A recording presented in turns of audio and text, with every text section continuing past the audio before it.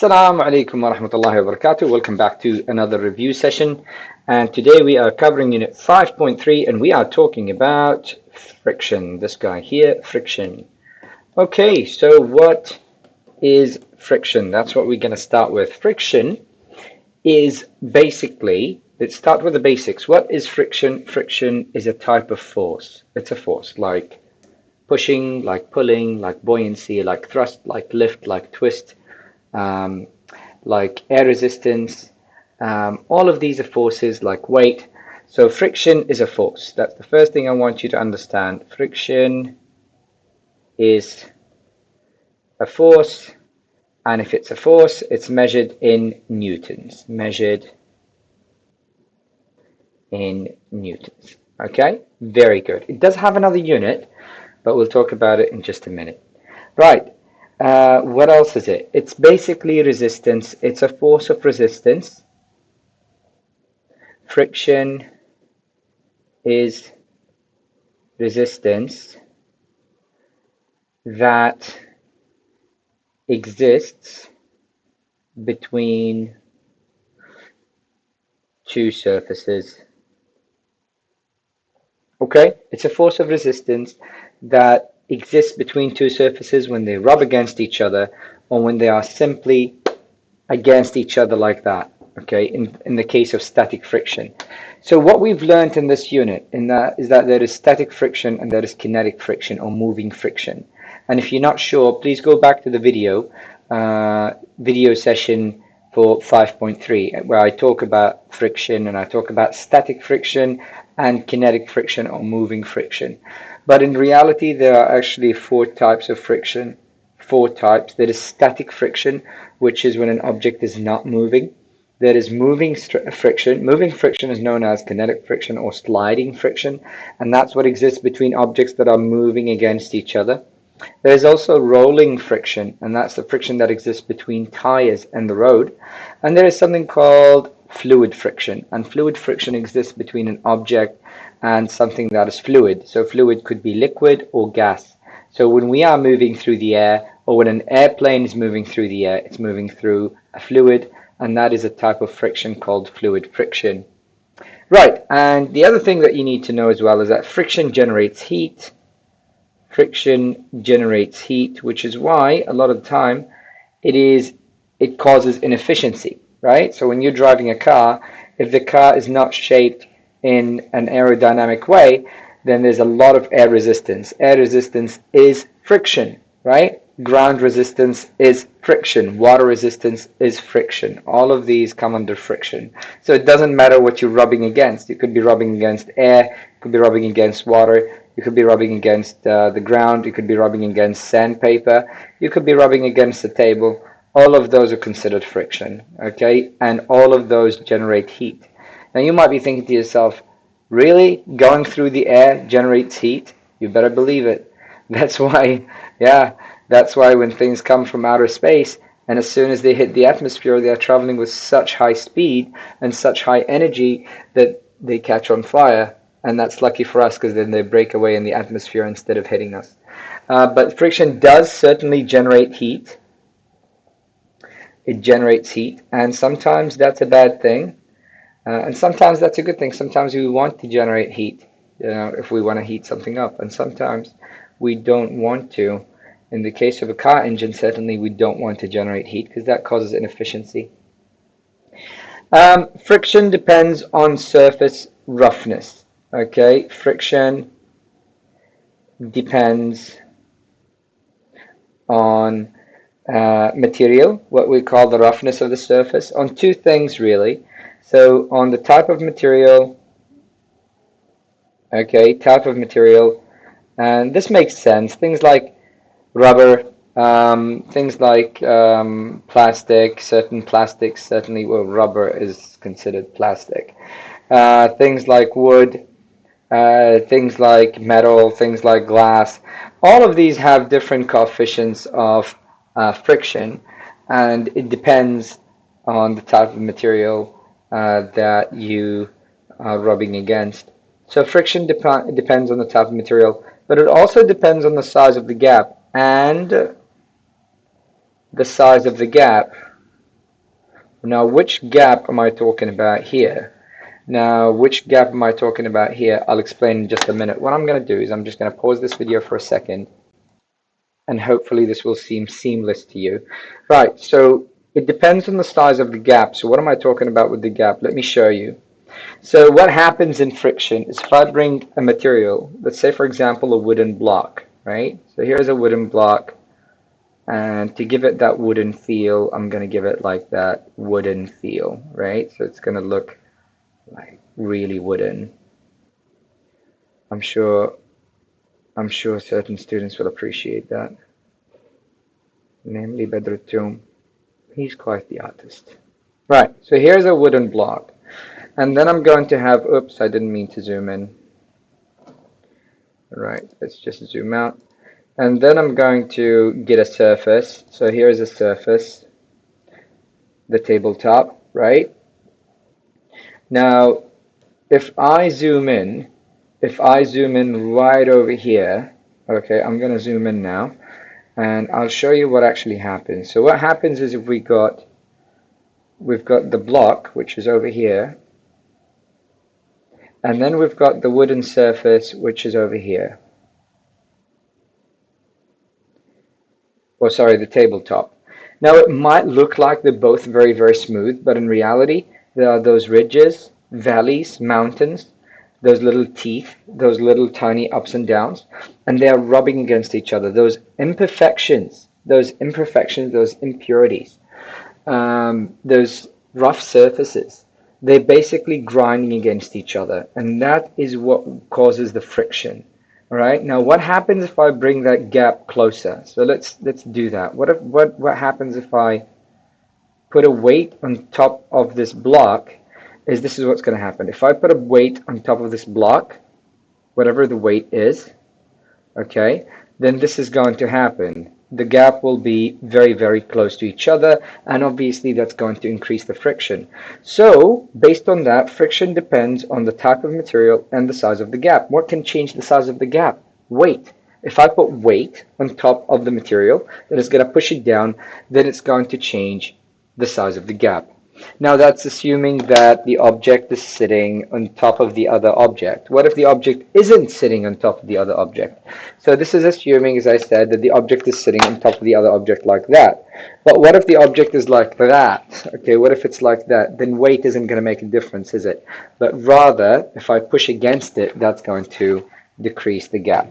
So just be mindful of that, please. It is the size of the gap, not so much the weight, but the size of the gap.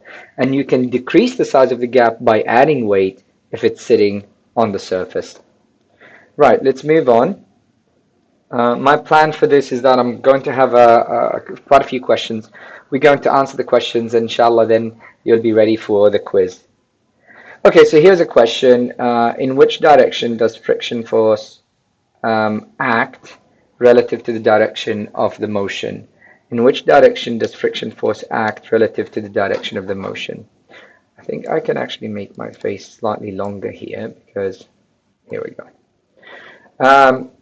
What I need you to know is that it always acts in the opposite direction. So if I'm pushing a book on the table, let's say I'm pushing this book, here's a book,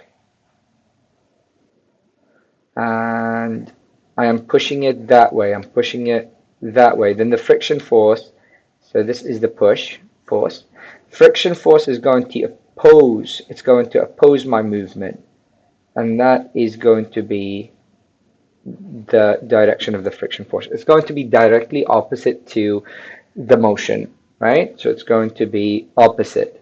So if you get that question in the quiz, make sure you understand that friction force is always going to be opposite to the direction of the push or the direction of the motion. Okay? Right. Next question.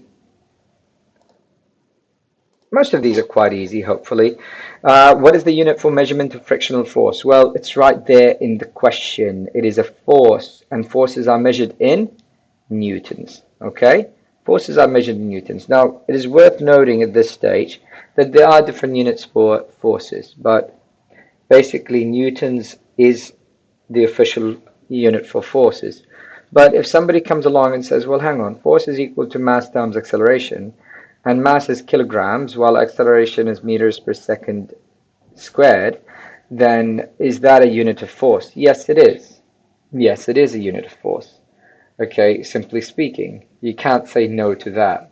Another way of getting that same answer is by saying, well, friction is equal to the friction coefficient multiplied by the normal force. Well, what is normal force? Normal force is equivalent to weight, which is mass times gravity, which once again is kilograms dot meters per second squared. So that is another unit for friction or for force, okay, generally speaking. However, we're not going to be that nasty. When we're talking about forces, we're talking about newtons. Okay, next. Next, I've got a bit of a workout problem. A box weighing 50 newtons rests on a horizontal surface. I like drawing these. So here's a horizontal. Oh, we've just revealed the answer. That's okay. I'm still going to do it. So here's the box. The box weighs about 50 newtons. 50 newtons. And it rests on a horizontal surface. If the coefficient of static friction, that's this guy here, is 0.4. And remember, that doesn't have a unit. That's like spring constant, okay? It doesn't have a unit. It's like a ratio between two surfaces. It's a number. It's a constant. It does not have units. What is the maximum force that can be applied horizontally to the box before it starts to move? Well, this is the first time we're seeing the formula. So force is equal to coefficient of static friction multiplied by, okay, the normal force. And the normal force is the same as the weight. Okay, you can also write it this way. Friction of static friction is equal to coefficient of static friction multiplied by the normal force. Okay, and so what do we have? We have got the weight, which is the normal force. Weight is the same as the normal force because normal force is what acts up, weight is what acts down, and they are equal and opposite. So if it's 50 newtons down, it's 50 newtons up.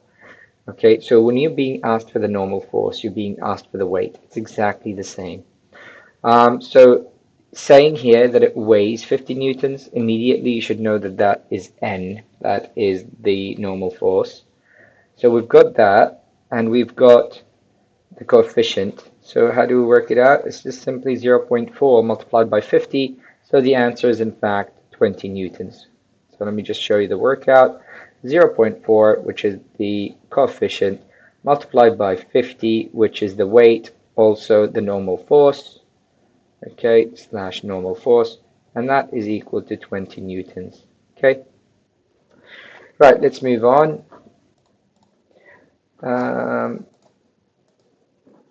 What is the formula to calculate the frictional force between two surfaces? So there are two formulas.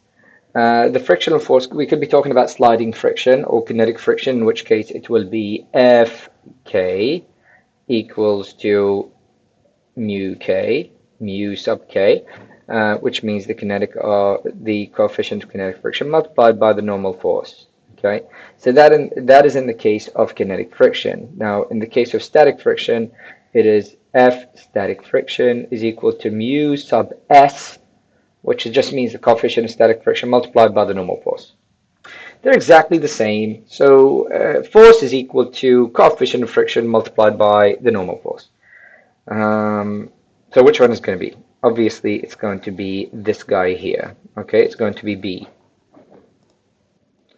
Okay, very good. Let's move on. So we've got which type of friction opposes the initial motion of an object at rest? Which type of friction opposes the initial movement of an object at rest? Let me just grab my favorite book in the world after the Quran. Here we go. I shouldn't say that. There's many books. This one of my favorite books. Let's just put it that way. One of my favorite books. So I've got here one of my favorite books, and I've got an object on top of it. Okay, so what's happening is the object is sitting on top of the book. Now I'm going to try and make this object move by tilting, tilting, tilting. What's holding it in place? What's holding it in place? It's static friction. Static friction, which is the type of friction that exists between two objects. Let's see that one more time. I'm holding it, I'm holding it, I'm holding it. It's held in place, it's held in place. Now, at some stage, it will let go. Here we go. Okay. So when it overcomes static friction, it starts moving. So what is the kind of friction that is holding it in place in the beginning? That is certainly static friction. So static friction is what exists between two objects that are not moving. Static friction is what holds a car in place when it's parking on top of the hill. Okay, so if a car, not so much in Kuwait, but if you go to places like Turkey, if you go to Europe, if you go to New Zealand, if you go to Australia, not so much Australia, but anyway, there are some places where cars park on a hill.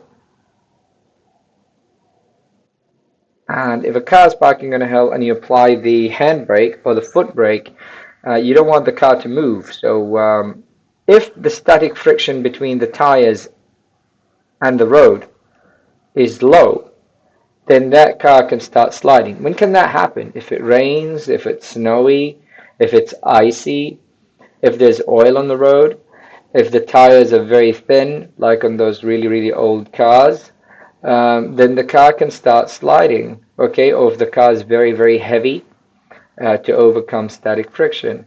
But generally speaking, you want the static friction here to be high because you don't want the car to move. You want the car to stay in its parking without moving. So that is what we call static friction. Static friction is when it's not moving. The word static just means when it's not moving. Let's move on. Which factor does not affect the frictional force between two surfaces? The surface area in contact, the nature of the material, the normal force, and the velocity of the object. So we know the surface area of contact does have an effect. Okay, now it doesn't have an effect on the friction coefficient, but it does have an effect. The more surface area in contact, the more friction you're going to have, the more force you're going to have to overcome. The nature of the material, obviously we know that rubber has more of a grip than, say, metal or glass. Normal force, well, normal force refers to weight as well. So the only one there that doesn't really have much of an effect on the friction force between two surfaces is the velocity of the object. Yeah, so that is the wrong one, and therefore that's the answer.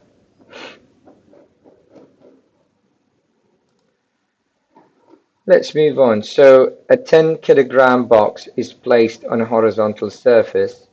If the coefficient of static friction between the box and the surface is 0.5, what is the minimum force required to start moving the box? So here we go. So what we need here is to understand that friction is equal to mu sub whatever. So it could be S or K. In this case, it's S we're talking about, because we're talking about static friction multiplied by the normal force. What do we have? We've got a 10 kilogram box.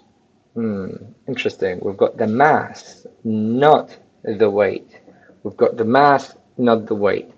So we have the mass.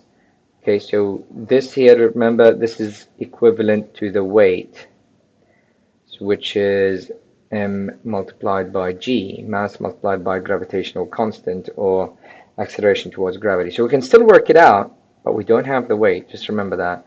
And we've got the static coefficient of friction, which is 0.5. So Fs is equal to ms multiplied by n. Now I'm going to change that n because it'll just make it slightly easier for you to understand, multiplied by mass, which is m times g, because that's what weight is. Weight is mass multiplied by acceleration towards gravity, which is equivalent to n. So multiplied by 10 multiplied by 9.81, which is probably, well, this is going to be 98.1 multiplied by half, so it's going to be approximately 50. Okay, approximately 50. How do I know that? Well, remember 10 times 10 times 9.81 is 98.1. Half of that is 49. So the answer is 50 for that one.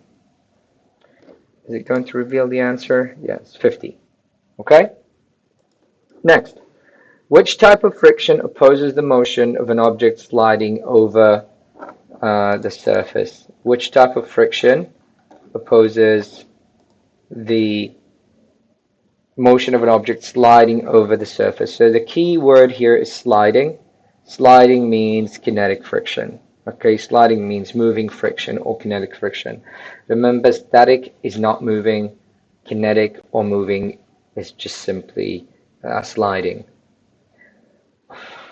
What is a free body diagram? Okay, so what is a free body diagram for? What is the free body diagram force representing the force exerted by a surface on an object in contact with it?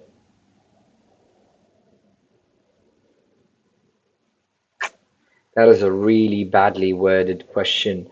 I hope you know that I will never ask you such a badly worded question like that. Okay, so what it's saying is this. It is the normal force, but let me explain why. So what it's saying is this. So here's a table. And what is the free body diagram force? So we've got, you know how a free body diagram force is the forces acting on an object. So if weight is acting down, normal force is acting up. It's asking which force represents the force exerted by a surface on an object. Which one represents the force that is being withstood by the surface? And that is the normal force. The normal force is the one that represents the force exerted by the surface, okay? Because the weight is the force exerted by the object, and then the reaction force is the normal force, which is the force exerted by the surface, okay? Which factor affects the coefficient of friction between two surfaces? Which factor affects the coefficient of friction between two surfaces? Surface area and contact, nature of materials, velocity of the object, and temperature. Interesting. So out of all of these, okay, out of all of these, obviously the most velocity is, so immediately that's a no. Temperature, although it does affect, so in all honesty, velocity does have a wee effect, and temperature does have a wee effect, and surface area in contact does have a wee effect, but it is in fact the nature of the material that's going to have the largest effect here in this instant. Why is that? Well, let me explain. So you might be tempted, okay, so obviously the velocity is and the temperature are obvious no-nos. Now the surface area in contact, now you might be tempted to say, hang on, surface area in contact does increase the friction force. Yes, but it is linear. Now what does that mean? It means the friction coefficient for this square is exactly the same as the friction coefficient for this square. However, the force needed for this square to move is going to be 4 times. So the force is 4 times the force here, but the friction coefficient is exactly the same. The friction coefficient does not rely on the surface area. If you increase the surface area, it doesn't change the friction coefficient. It's a bit like saying, how conductive is gold? Okay, because as you know, different metals have different conductivity. Gold is highly conductive, aluminium is conductive, copper is highly conductive, lead is not so conductive, iron is not so conductive compared to gold. So how conductive is gold? Well, gold is very conductive. If I take a little piece of gold, it's going to be just as conductive as a big piece of gold. There's no difference, right? So that's what we're saying here. The friction coefficient is the same for both surface areas. Regardless of the surface area, it's the nature of the material that makes the most difference, not the surface area. Moving on. What is the formula to calculate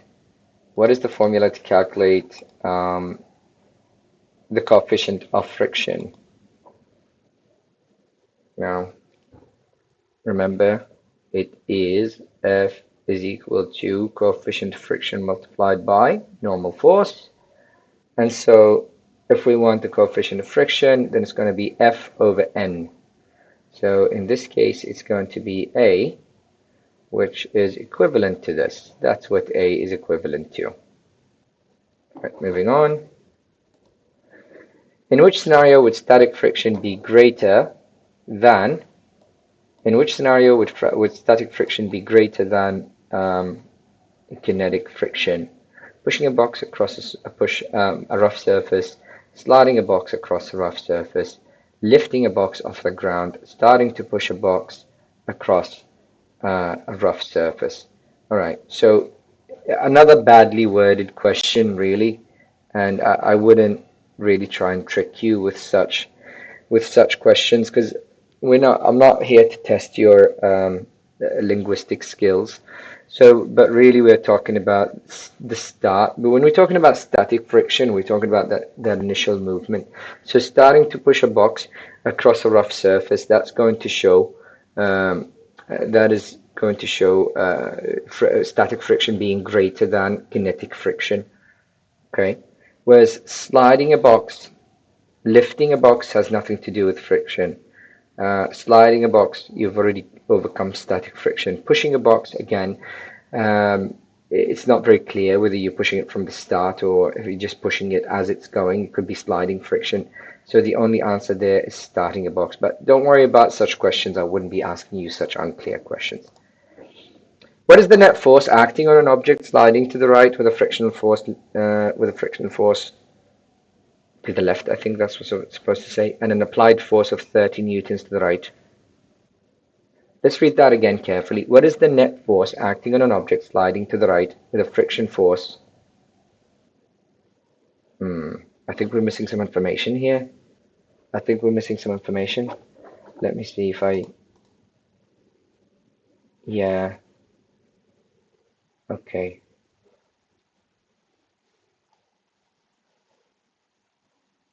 Okay, so I think that's supposed to be with a friction force of 20 to the left. So we've got 20 to the left and 30 to the right. 20 to the left, 30 to the right. So the answer is going to be 10 to the right. Okay, so my apologies, that doesn't say that. Okay, so but it's going to be, so if we've got 20 newtons to the right and 30 newtons to the left, then obviously the net force is going to be, 10 newtons to the right. Okay. If a block is pulled with a force of 60 newtons and slides to the right with a constant velocity, what is the frictional force acting on the block? Interesting. Okay. A nice question. So you're pulling the box with 60 newtons. That is the pull force to the right. What is the friction force? The friction force is always going to be opposed to the pull force. Remember, it's going to be opposed to it. It's going to be equal and opposite, so it's going to be 60 newtons to the left. 60 newtons to the left for that one. What's happening here? That is wrong. My apologies. Somebody had written the wrong answer. 60 newtons to the left. Why is that? Because the forces are equal and opposite, and because it's moving at constant velocity, so the forces are definitely equal and opposite. So it's going to be 60 newtons to the left. Moving on, it's why it's important to always check. A car is moving along a road with a constant velocity. Which statement about the frictional force between the tires and the road is correct? The frictional force is greater than the applied force. The frictional force is less than the applied force. The frictional force is equal to the applied force. There is no frictional force acting on the car. Just like the previous example, this is Newton's third law of motion. For every action, there is an equal and opposite reaction. So a car is moving along a road with a constant velocity, which means the forces are balanced. Okay, if it's moving constant velocity, it means the forces are balanced. It means there's no acceleration. Which statement about frictional force between the tires and the road is correct? The frictional force is greater than the applied force? No, of course not. It can't be greater. The frictional force is less? No. The frictional force is equal? Yes. There is no frictional force. Absolutely never right. There's always frictional force. So it's equal to the applied force. Next, what is the formula to calculate the maximum static friction? Again, we come to this. So maximum static friction is going to equal mu sub s multiplied by normal force. So it's going to be A, and hopefully you all know that by now. Next, which factor affects the magnitude of normal force acting on the object? Remember we said that normal force, so here's a table, and here is an object, a watermelon, sitting on the table, and there is a normal force acting, there's a friction force, a weight force acting down, and a normal force acting up, which is the force from the reaction force from the table. So what is the question asking? Which factors affect the magnitude of the normal force? Frictional force, weight of the object, applied force, coefficient of friction. The only thing that's going to affect the magnitude of the normal force in this instance is the weight force. The more weight, the more normal force. The less weight, less normal force. What is the direction of the frictional force acting on the car moving to, I don't know. Again, it's missing. Let me just tell you. It's moving to the right. So the car is moving to the right. If the car is moving to the right, then the friction force is going to be to the left. Okay? Car is moving to the right, then that is the car, which is force, I'm going to call it thrust, and the friction force, oops, did I seriously just write F backwards? Friction force is going to act in the opposite direction. So to the left. Yep. Next, what material combination typically exhibits the highest coefficient of friction? So this is just a common sense kind of problem. Wood on wood, rubber on concrete, metal on ice, plastic on glass. I think hopefully most of you would have recognized, or at least from your life experience would have remembered, or perhaps made the connection that rubber on concrete is probably the highest coefficient of friction in this instance. Metal on ice is going to be very low coefficient of friction. Which statement about frictional force is correct? Frictional force always opposes motion. Yes, I don't even need to bother reading the rest of it. It always opposes motion.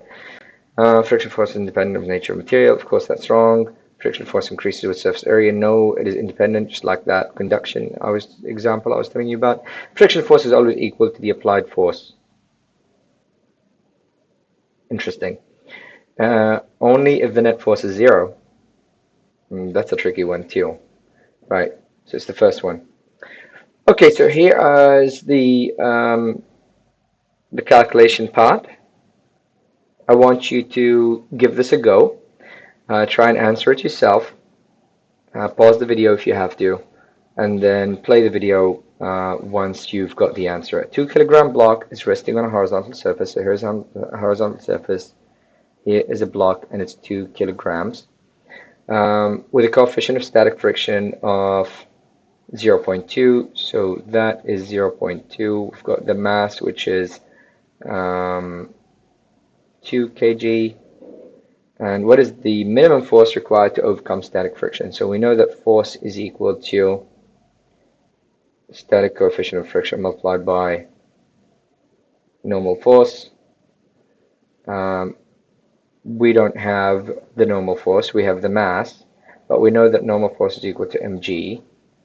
So we can work out the normal force. So let's work out the normal force first. Normal force is equal to mg, which is equal to 2 multiplied by 9.81, which is approximately 19 newtons, or 19.6. 2 times 9.81, 19.6 newtons.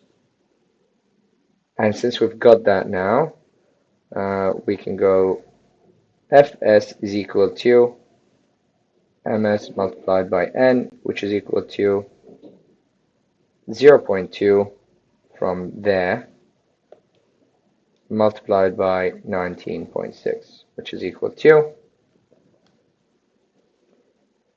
what are we working with? We're working with one significant figure, basically.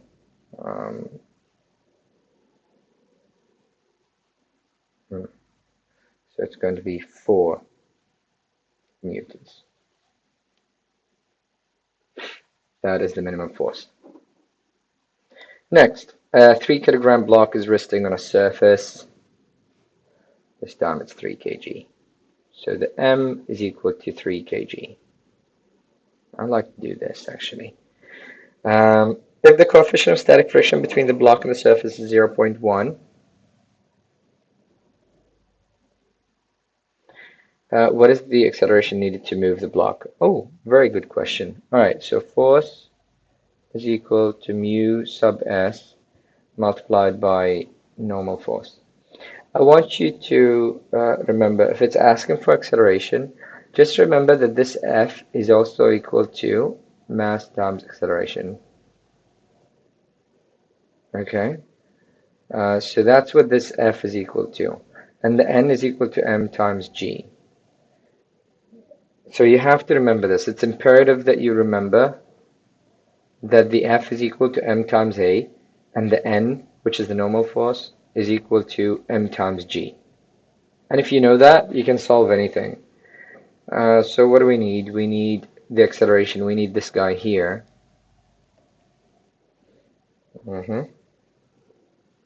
So I can rearrange it. That's one way of doing it. You can rearrange it. Or you can simply just plug the numbers in there. So you've got 3 multiplied by A. What's the 3? That's the 3 kilogram because we're talking about mass here. 3 multiplied by A equals to 0.1, which is the coefficient of static friction given from the question, multiplied by M. Once again, you didn't actually need to write M twice because they cancel each other out, but anyway, multiplied by 9.81, which is G. So I can work out what A is, obviously, based on that. I can go 0.1 multiplied by 3 multiplied by 9.81 and then divided by 3. And so the acceleration is going to equal, acceleration is equal to 0.981 meters per second squared, or simply 1 meters per second squared, since we're working with one significant figure. Okay, and we've got one more question here about blocks. Oh, Gilgan, yay! Of course, I put it in there so to remember to talk about it. Let's just do that one last question and then we'll go back to it. 0.3 kilogram block and is moving on rough surface with an acceleration is equal to 1.5. Static kinetic workout, or we want to work out this guy. What do we have? We have the mass, we have the acceleration, we have the, that is an interesting question. So Fk in this case is equal to mu k multiplied by n. Easy, really. Why is it easy? Because remember, this is mass times acceleration. So that's going to be, we have the acceleration, we have the mass, 0.3 times 1.5, and that's going to equal 0.45 newtons, equal to mk multiplied by n. Do we know n? Yes, 0.3 times 9, 0.3 multiplied by 9.81. 0.3, why? Because this is mg, m times g, and we know m, so 0.3 multiplied by 9.81, which is 2.943. And so mk is going to equal 0.45 divided by 2.943, which is equal to 0.15. I'm going to leave it at 0.15 even though it's one significant figure. But because with coefficients of friction, two decimal places is more accurate. So 0.15 is the answer, and it doesn't have units. That is all from me. I wanted to wish you a well, we're almost halfway through Ramadan, through Ramadan. So I hope everybody is keeping up with their ibadah, with their Quran reading, and with their qiyam. Best of luck with that. And last but not least, happy Garga'an for everyone. It's a very interesting event. I just, I hope everybody enjoys themselves. Assalamu alaikum wa rahmatullahi wa barakatuh. Take care.